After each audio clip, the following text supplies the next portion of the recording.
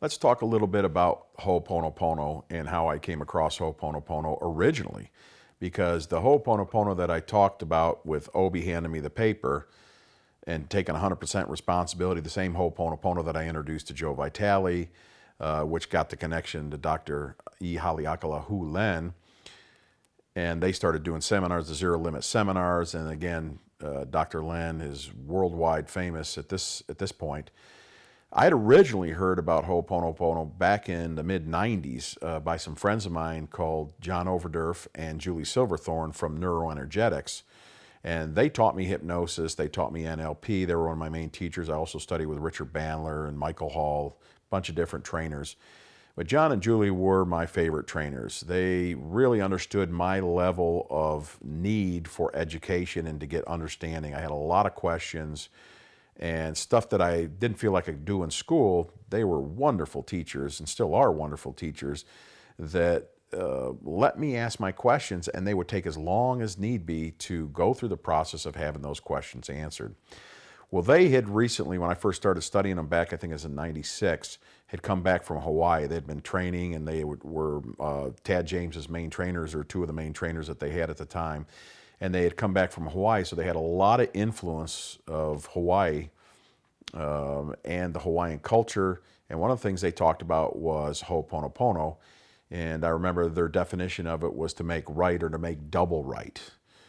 And they had a little tape that I listened to, and they had integrated some NLP and hypnosis process with the Ho'oponopono that they learned from the Big Island with two kahunas out there that taught them what this was and what it meant.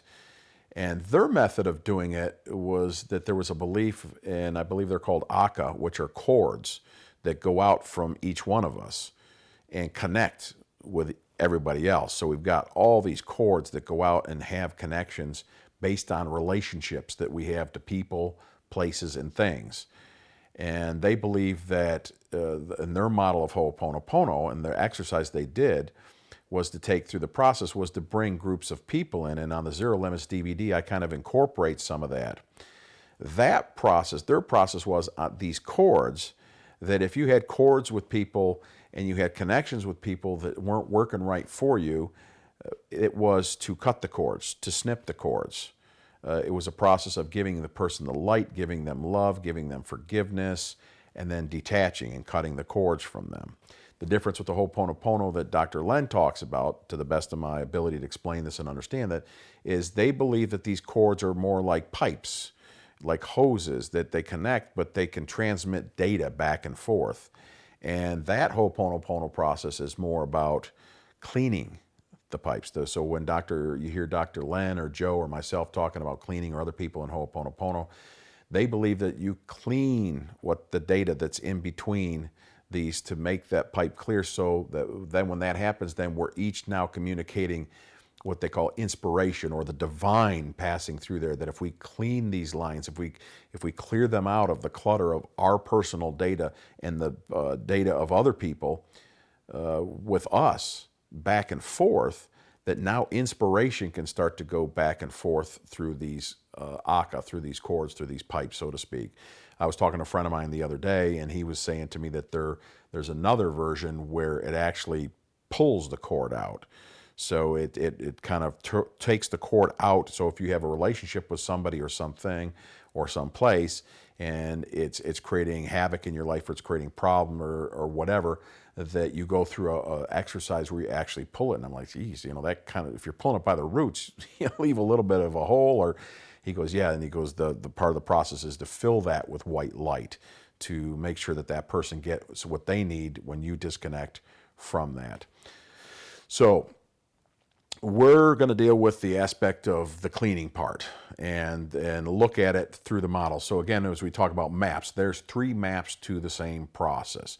One of them is going to cut the cords, another one of them is going to pull the cords, and another one is going to clean the cords. We're going to deal with cleaning the cords in this version of Ho'oponopono. So what I want to do here is I want to give you a quick explanation of how I understand Ho'oponopono personally myself, from studying with Joe, from studying with Dr. Len, and my own reading from back through '96 up to the present, what I've learned, my experience with it. Ho'oponopono, make right, make double right. Dr. Len explains it as there's three things in existence.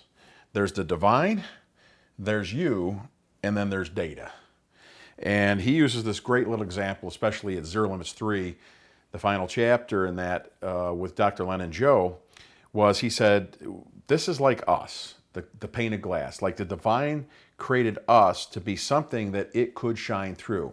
So if we use the analogy of a flashlight and a pane of glass, that if we take the flashlight and turn it on, if the divine is shining, there should be no resistance coming through us. The information that comes from the divine should pass through us through inspiration.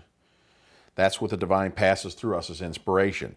But that what we have in the way, somehow, somewhere that it came in there, we're going to talk a little bit about how that came into being, there is data.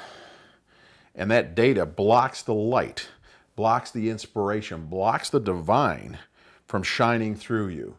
But as we begin to open up the data, as we begin to remove the data, the divine can start going through inspiration through us to clear. So if the divine wants to work through you and data is getting in the way, the first thing we want to find out a little bit about is, what is data? What does he consider data?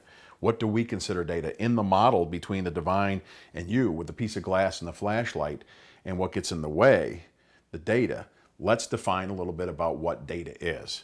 And data is anything, thoughts, beliefs, ideas, that gets in the way again between these two things. Anything that gets in the direct way between these two